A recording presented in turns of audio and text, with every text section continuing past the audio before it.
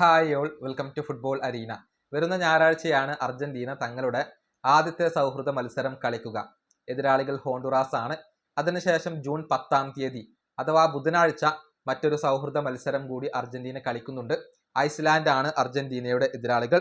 ഇതുമായി ബന്ധപ്പെട്ട ഒരു അപ്ഡേറ്റ് ESPN അർജന്റീനയുടെ മാധ്യമ പ്രവർത്തകനായ ഡിയേഗോ മോൺറോയ്ക്ക് നൽകിയിട്ടുണ്ട്. ആദ്യ സൗഹൃദ മത്സരത്തിൽ അഥവാ ഹോണ്ടുറാസിനെതിരെയുള്ള സൗഹൃദ മത്സരത്തിൽ ലയണൽ മെസ്സി അർജന്റീനയ്ക്ക് വേണ്ടി കളിക്കില്ല. അഥവാ ഒരു പ്രിക്കോഷണറി മെഷർ ആയിക്കൊണ്ടായിരിക്കും മെസ്സി മാറി നിൽക്കുക. കരുതൽ എന്ന രൂപേണ മെസ്സി ആ മത്സരത്തിൽ നിന്നും മാറി നിൽക്കും.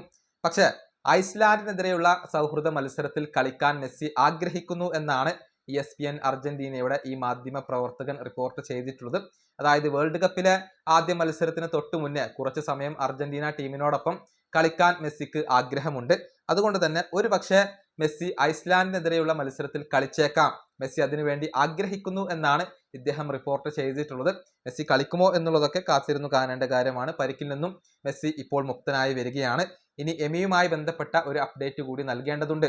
അതായത് എമിയുടെ റൈറ്റ് ഹാൻഡിലെ ഒരു ഫിംഗറിന് ഇപ്പോൾ ഫ്രാക്ചർ ഉണ്ട്. അതുകൊണ്ട് തന്നെ സൗഹൃദ മത്സരങ്ങൾ അദ്ദേഹത്തിന് കളിക്കാൻ കഴിയില്ല എന്നുള്ളത് സ്ഥിരീകരിക്കപ്പെട്ട കാര്യമാണ്. പക്ഷെ അടങ്ങിയിരിക്കാൻ എമി തയ്യാറല്ല. ആ പരിക്കും വെച്ചുകൊണ്ട് ഇപ്പോൾ എമി ട്രെയിനിങ് നടത്തുന്നുണ്ട്.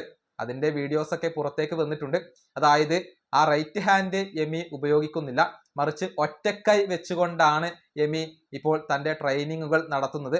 ഒരു കൈയിന് പരിക്കാണെങ്കിലും അടങ്ങിയിരിക്കാൻ അദ്ദേഹം തയ്യാറല്ല. തനിക്ക് ലഭ്യമായ കൈ വെച്ചുകൊണ്ട് അദ്ദേഹം സാധ്യമായ രൂപത്തിൽ ട്രെയിനിങ് നടത്തുന്നു എന്നുള്ളത് എടുത്തു പറയേണ്ട കാര്യമാണ്. അത്രയധികം പാഷനേറ്റ് ആയിക്കൊണ്ടാണ് അദ്ദേഹം ഇപ്പോൾ അർജന്റീന ടീമിൽ തുടരുന്നത്. ഏതായാലും ആദ്യത്തെ 2 സൗഹൃദ മത്സരങ്ങളിലും എമി ഉണ്ടാവില്ല. പക്ഷേ അൾജീരിയക്കെതിരെയുള്ള ആദ്യത്തെ വേൾഡ് കപ്പ് മത്സരത്തിൽ താൻ റെഡിയാകും എന്ന കാര്യം എമി തന്നെ പറയുകയും ചെയ്തിരുന്നു.